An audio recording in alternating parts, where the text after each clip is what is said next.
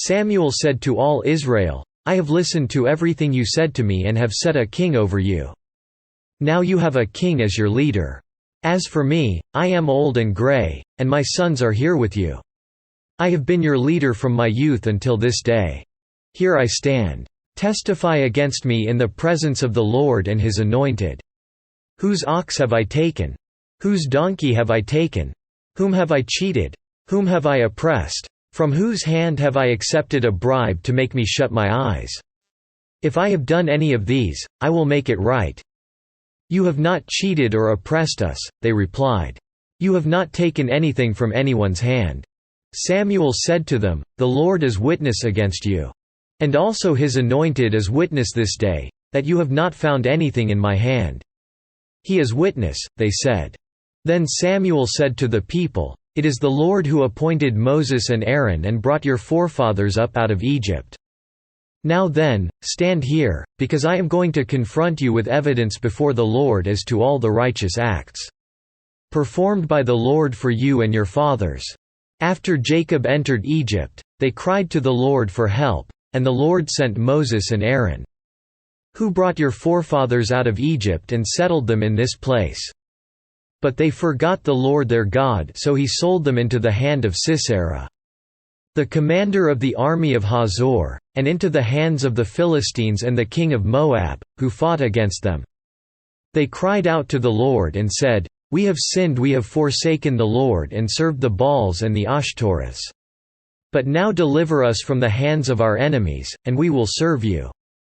Then the Lord sent Jerub-Baal, Barak, Jephthah and Samuel, and He delivered you from the hands of your enemies on every side, so that you lived securely. But when you saw that Nahash king of the Ammonites was moving against you, you said to me, "No, we want a king to rule over us even though the Lord your God was your king. Now here is the king you have chosen, the one you asked for. See, the Lord has set a king over you. If you fear the Lord and serve and obey Him and do not rebel against His commands. And if both you and the king who reigns over you follow the Lord your God, good.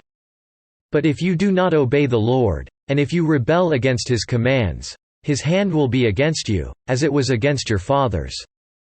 Now then, stand still and see this great thing the Lord is about to do before your eyes. Is it not wheat harvest now? I will call upon the Lord to send thunder and rain. And you will realize what an evil thing you did in the eyes of the Lord when you asked for a king." Then Samuel called upon the Lord, and that same day the Lord sent thunder and rain. So all the people stood in awe of the Lord and of Samuel. The people all said to Samuel, "Pray to the Lord your God for your servants so that we will not die, for we have added to all our other sins the evil of asking for a king." "Do not be afraid," Samuel replied. "You have done all this evil, yet do not turn away from the Lord, but serve the Lord with all your heart. Do not turn away after useless idols. They can do you no good, nor can they rescue you, because they are useless. For the sake of His great name the Lord will not reject His people, because the Lord was pleased to make you His own. As for me, far be it from me that I should sin against the Lord by failing to pray for you. And I will teach you the way that is good and right.